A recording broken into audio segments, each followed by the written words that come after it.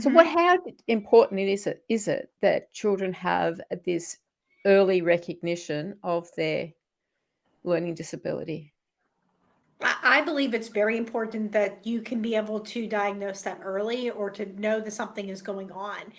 Because, excuse me, what that does is that becomes a way of life that a lot of students know. And they're able to understand, okay, I have a disability and I learn a lot. I learn differently. I need different things to be able to be successful.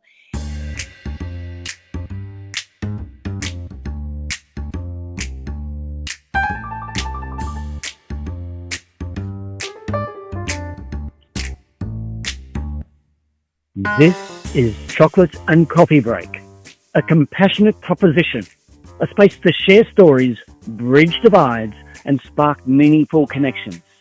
So grab your chocolate, pour your cuppa, and let's break down barriers, one conversation at a time. And now, here's your host, Andrea Pudding.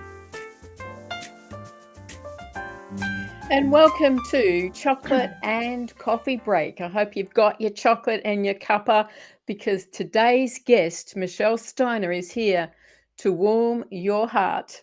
She's a writer, speaker, photographer, and para-educator who knows what it means to rise above limitation. She was once told that she wouldn't be able to go to college or even have the job that she wanted. But Michelle has done all that and more.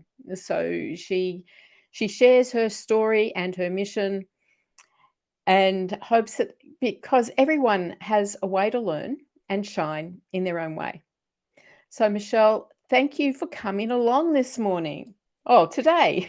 Yes, Morning in my part hello. of the world. No, that is fine. Hello, I'm so excited to have this conversation. Thank you. I'm looking forward to it. Now, Michelle, I like to start with one of my heart opening questions. And the one I have pulled out for you today is, what's one thing you wish more people knew about your story? I think what I wish one thing people knew more about my story is that I am able to learn and I am able to do things with that as well. And that's a powerful message, and we're going to explore that one. Hmm. So I'd love for you to share with us about that you have a learning disability, Yes. and about the discovery of that and what that meant. Hmm. Yes, I do have a learning disability. I was diagnosed with one whenever I was in kindergarten. My teacher noticed that I was really struggling in the classroom with writing my name and tying my shoes and dot to dot pages and anything math related. And she recommended that I get tested for having a learning disability. And sure enough, I do have one.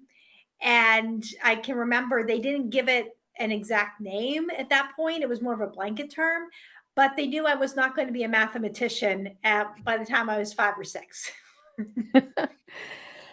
Well, a lot of people aren't really great at maths, but why does that make a difference? How did that determine that you had a learning disability? Well, one of the things is you are correct. There are people that math is not quite their forte. They struggle with that. But with the right amount of supports and just the right amount of supports in the classroom and work and tutoring, they can usually forge through and maybe get a C, maybe even better than that. And they can put that behind them in class and they're able to go through life. And maybe it's not their greatest strength, but they can do that. For a person with a learning disability, whenever I'm talking about not being able to do math, I really do struggle, even with having accommodations. I can remember we had specialty instruction all throughout my years. And I still get lost in the steps of a problem. Even if you give me a calculator, it's not very much a solution for me. I still struggle and can get the answers wrong. And I think, though, a math disability such as dyscalculia goes beyond the classroom, too. I will confuse my right from my left. I'm not able to read an analog clock. I can see that there's numbers. I can see that there's the big hand, the little hand, and little lines, but I cannot comprehend that. So I have to use my Fitbit for that in digital displays. And I'm not able to give directions, and it's hard for me to maybe be able to process a lot of that. And budgeting can be really hard for me. And I can even remember when I was in college, just taking some of those courses. I would go to tutoring and I wouldn't do well in the class. I would fail a test, and it was just very hard, even with all the accommodations. So I think that's what separates maybe someone that math just isn't their thing or they struggle with, but a person that has dyscalculia has a real learning disability. Mm. But how did your family respond to this? I mean, a lot of families, well, I think the way the family responds Mhm. really makes a difference in how you respond. So how did your family respond to this? I was really blessed. I had a wonderful family that advocated for me and never gave up on me, and that made all the difference for me in my life. They explained that I had a learning disability and that my brain just learned differently. And they also worked with the school. I had the privilege of running into one of my very first learning support teachers, and I got to thank her. And she, of course, she said, "Well, you put in the hard work, but it was also your parents. Your mom went to every single meeting, and my dad went to a lot of them too. And if your mom had a concern about you, she would call the school, and we would talk. And if I had a concern about you, I would call your mom, and we would talk. And what both of them did was they worked for my benefit, to be successful in life and to set me up for success, not failure. And my mom and dad also spent long, tearful hours of homework sessions studying with me, and they made me go to school even when I was going to not do well on a test or I was having difficulty with my peers. I was still expected to go to school and to try my best and to work hard. Yeah, so I can just feel that that makes Hmm. such a difference, and I've spoken to other people who have said because of their parents, they've made it through. So what Hmm. how important is it that children have this early recognition of their learning disability? I believe it's very important that you can be able to diagnose that early or to know that something is going on. Because, excuse me, what that does is that becomes a way of life that a lot of students know. And they're able to understand, okay, I have a disability and I learn a lot. I learn differently. I need different things to be able to be successful. And sometimes if a student doesn't get diagnosed when they're young and it comes later on in life, there's a lot of walls of shame that have been built up before that. They might think that they're really stupid and they can't get anything and they must be lazy and that's why they haven't been able to learn. And then when we finally figure out, oh, this isn't the fault of the child, then sometimes they already have their their idea about what school is and learning, and it's often not very positive. Yeah. So just knowing how, Mhm. because we do all have living different learning styles, Yes, and of we course. talk about that in a whole lot of different levels, but not Mhm. often about that. Some people are kinesthetic, some people like to listen, some people need to Mhm. experience, but it kind of takes it on a different level, doesn't it? It does. You're right. Everybody does have a different way that they might learn. Some people may look at or more visual. Other ones are more hands-on. One of the interesting things is I can remember on one of my evaluations, they said, I don't have a specific learning style. And I always knew that whenever I was taking these tests to figure that out, I need all of those things to be able to do it. The only thing that might separate me from other people who don't have one is yes, I do learn differently, but it's because of my brain that I might need some extra supports and strategies to be able to learn things. And it's Yeah. about trying to find those ways that you're able to learn and to be able to go after whatever issue you're having, because I'm not able to escape having a disability. However, I can look for different ways to be able to solve what is going on. Yeah.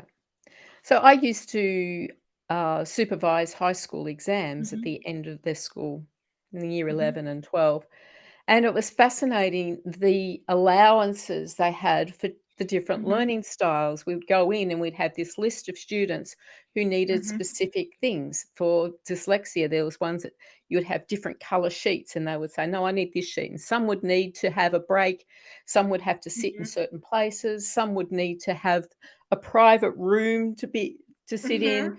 for different reasons. So there was a whole gamut of things that Right. students needed to be able to do that. And I think it's wonderful that they now allow for that in schools and examinations to Mhm. make sure that every child has this opportunity, because I know that when I was at school, there Mhm. was none of that. They just had to muddle Mhm. through in the norm. And, Right. that just doesn't always work for everybody, as we've Agreed. discovered. So Right. let's just jump on and have a quick chocolate break, because I like to have my Okay, chocolate, sounds good. and listen to our sponsors who help to make this show possible. And while we're doing that, you can subscribe, like, and comment. When I hit perimenopause, all I heard was doom and decline until I took a sacred pause and I went searching for women who were radiant after menopause, like Dr. Christiane Northrup, Dr. Vandana Shiva, and the late Dr. 𝗕𝗵𝗹𝗲𝗲, still shining at 103. In this book, I share their stories and wisdom and the magic that menopause truly holds. 7 Wonders of Menopause is a sacred reminder. You're not ending, you're returning. Available at independent bookshops in Australia and Amazon around the world. Did you know that only 30% of speakers are women and that only 13% of panels feature women? In order to change that, there is now a directory at womenspeakers.com.au where you can go and search for a speaker. We also have groups on Facebook and LinkedIn under the name Australian Women Speakers, where you can just go and post about your event and women will respond.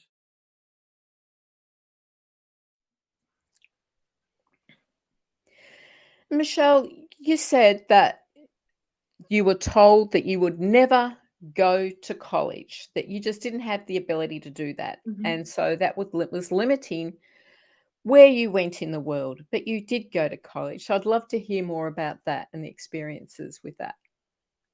Sure. I went to community college right after high school. I can remember, I knew I always wanted to go, and I attended a college fair where different for students with disabilities. So different colleges were around and they had their programs that were available and disability services. And I can remember I wanted to go to a private college, but my parents were telling me, no, I think you should stick to maybe something local.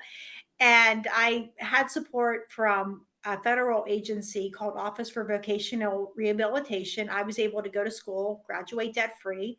I started out at community college, and it was very difficult for me. I was an early childhood education major, and I really struggled in the classroom. There was that stigma that really surrounds people with learning disabilities and disabilities in general at college. I can remember my peers and staff saying that disability accommodations were cheating. For example, when I asked for a calculator in a class, I was told, well, we use our brains in this room, not calculators. I had an advisor who told me that I was going to have limited job choices because when I would go to work someday in a classroom, I wouldn't know how much paper to set aside for an art project. And she wasn't wrong on that, but I just need to know how to be able to plan for that. And I didn't understand that at that age. I thought, well, if somebody says something, then it must be true. But I still went forward, even though when I was struggling and not using accommodations, I was still going forward. And it was difficult. And then finally I had a professor, I was in her class and I was really struggling. And she said, why don't we at least get you extra test time? And I decided to do that. And I got tutoring and I was able to pass her class. I did not do very well, but I passed. And I started using that for other classes. And I was able to graduate with an associate's degree in early childhood education. After school, I took a little break. I lived out on my own for a while. I was really enjoying having that independence, especially because I don't drive. But I always wanted more for myself, and be careful what you wish for, as the old adage goes. And I had to move back in with my parents for financial reasons. My job was downsizing. And it was during that time that I decided that I was going to look into university. I started to research programs. I found a program that had the least amount of math and science possible and had a program that I absolutely loved. And I also had disability accommodations. And this time I went for it. I went in and I used the accommodations. I had a note taker. I had extended test time. I had tutoring when I needed it. And I advocated for myself. I would go up to a professor and I would tell them that, hi, my name is Michelle. I have a learning disability, and these are the services that I'm going to need. And most of them were very understanding and did everything they could do to help.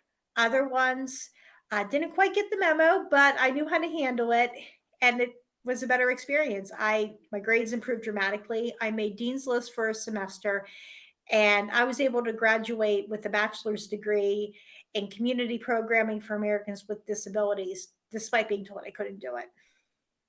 And that is so amazing, so incredible that you went from you're never going to be able to go to college or do the job you Mm-hmm. wanted to going to college and university and achieving all of this. So I think the really important thing that we need to consider is that advocacy, being able to advocate for yourself. Because I recently had the conversation with my brother, who is deaf in one ear as a Mm-hmm. result of mumps. And when he said when he was at school, he would often get punished for not paying attention. But what he was doing was turning his head so that he could hear better. And he didn't want to make a fuss, he just got sick of saying, I can't hear. So I understand what the importance there is, and you've done that. So if you were to give someone advice on that, how do they do that? How do they advocate for themselves? One of the first things with advocacy is you have to know what the issue that you're facing is. I think that's the main thing. And you have to be able to identify it. You can't solve a problem if you can't identify what the problem is. So you have to do that. Then after you know what the problem is, and it's time to maybe meet with either a professor or maybe a boss if you're working, or a supervisor, and try to schedule a time to meet where you can sit down and you can be able to talk. And before you do that, though, it's really important that maybe you practice with a loved one or a friend about what you're going to say. And because sometimes that's really important, so that it comes with the right way to be able to do that. And then when you sit down, you talk with them. The big thing is to stay very calm and to just calmly state what difficulties you're having. And for me, I've had to do this a number of different times. Sometimes if I was at work, I would say, I'm really having difficulty in this class because I have a learning disability and I'm not able to do math.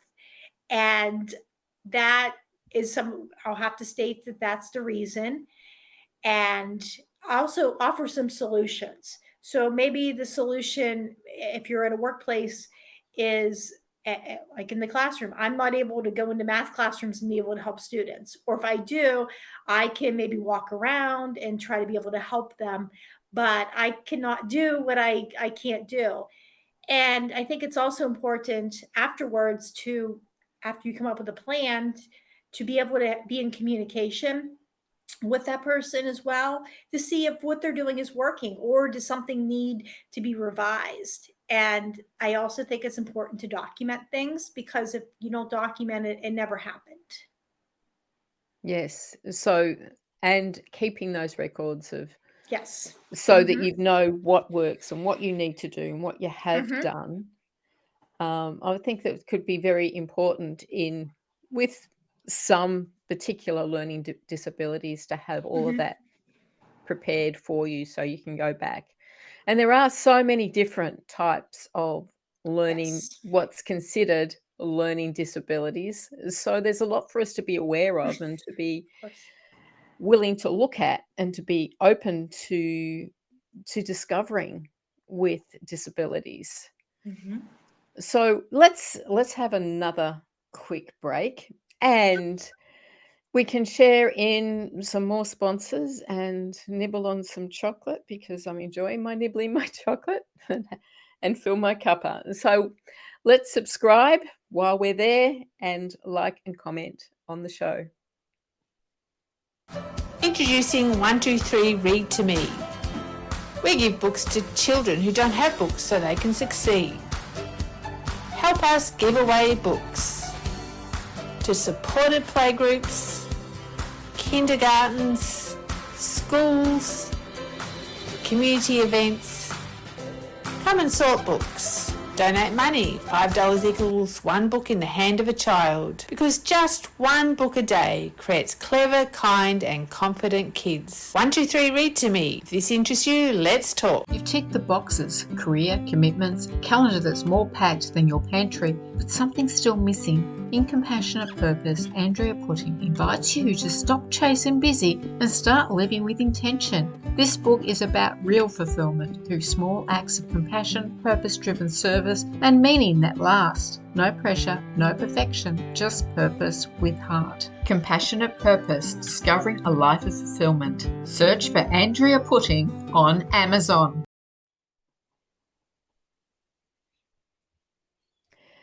So we've had your story of where this all began for you and how you advocate for yourself. But now let's turn about advocating for other people. And what you are doing now with all that you have learnt and discovered through the years. Sure. One of the things that I do with my students is I show my students how to advocate in the classroom. That is so key because I deal with a lot of students that have learning disabilities. Some have autism, others might have ADHD.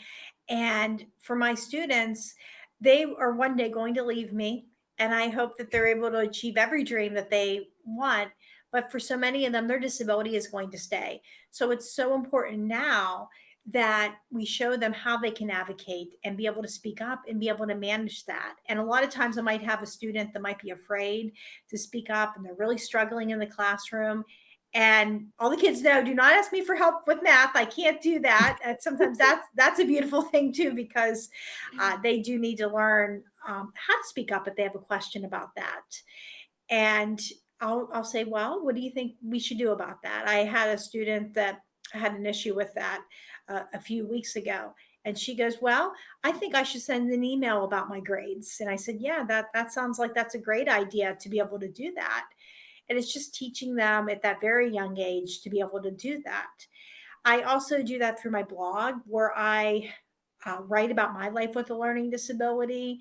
And I get that chance to be able to encourage, empower, and educate people with and without learning disabilities as well. There's a lot of misconceptions that people have about them. So I feel that I can go and educate others about that. And I can also I use a lot of nature analogies with it. So I might talk about the process of accepting my disability as like a flower that is blooming. And I go through all maybe the different processes with that. And that's not only for people that don't have disabilities, but also for people that have learning disabilities to be able to understand what it is like and that they're not alone, and just to make that simple enough as well. Yeah.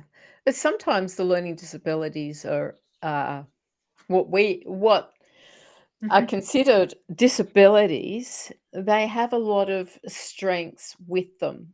And one of the powerful things that we've spoken about before is that sometimes those children with learning disabilities are actually extremely intelligent. So especially a lot of, and if I think of a lot of ADHD, I never get it right, but a lot of those children are extremely intelligent. So it's really that balancing act, isn't it? It's so true. I mean, kids with disabilities or even adults, they might have a disability and a struggle in one area, but they can have a higher level in another. I know from my own personal experience, I may really struggle with math or visual perception, but I can read and I can write really well, and I love doing that. And I also, I may not be able to drive, but I can also go on my walks and have another love of mine, which is photography. And people will tell me that I bring out the details in a flower that they would miss. And I think to myself, if I wasn't on my walk, I wouldn't be able to notice all those details. And there was so much beauty in that that I would miss. And I get the chance to stop and smell the roses and take pictures of flowers. And I get to post them on my blog, and they've been featured in magazines as well. It's amazing, isn't it? It's your superpower. Yes.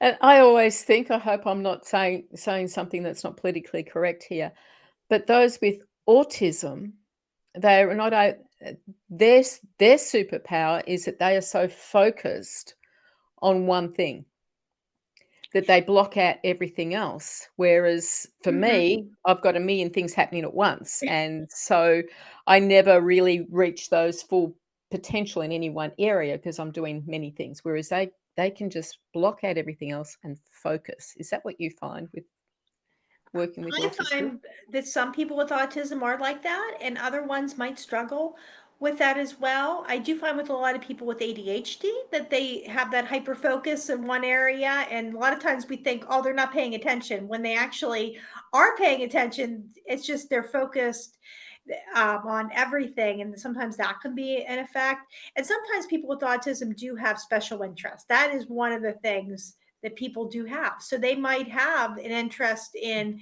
cars, or I know people that have autism and they love trains. And it can be something that definitely it varies from person to person, but that is a common thing with people with autism to have those special interests. And a lot of times people might say, oh, we don't want to hear about that, or they try to silence that. But a lot of the groups I'm involved with, we try to really encourage that through speaking and sharing that information. Mm. So I recently saw a video of a young boy in Australia doing a speech about his autism and the things that he's fascinated in, and it was absolutely brilliant, and it's had thousands of views. So it's kind of opening the eyes of a learning disability that's really powerful. Yes. So Michelle, one thing I'd like to find out is, do you have some advice for parents who have a child who have just discovered or recently discovered that their child has a learning disability? How can they help their child to achieve? One of the first things they can do is definitely be in contact with the school and to see, well, what is my child struggling with? And also, what are they good with? And building that alliance and that partnership with the school is so important. I think that is definitely a key thing in keeping those lines of communication open. I also think it's focusing on your child's strengths, because everybody has something that they're good at, and every child has something that they're interested at or interested in. And if you can find that and hone in on that, I think that really helps a lot with your students or with their children, because they can have those interests and they can build upon that. I know my parents did that with me. My dad used to read me a story every night, and around second or third grade, he found a story that I wrote about a dinosaur. And he looked at this and said, wow, this story is really good. And when I heard that, that was just so validating, because I didn't think I had anything that I was good at. Learning was just such a challenge for me. And when I heard that, I thought, wow, this is my talent. This is something I really can do. And reading and writing became my world. And I may not have been great at math, but reading and writing was something I was good at. And I also think my parents never gave up on me. And I think that's really key. We spent a lot of long, sometimes tearful homework sessions together, and they made me go to school, even when they knew I wasn't going to do well on a test, or even when I was having difficulties with my peers. I had to go to school and develop those resilience muscles. And my mom and dad also advocated for me. During that time, I did not get that opportunity to go to my individualized education plan meetings.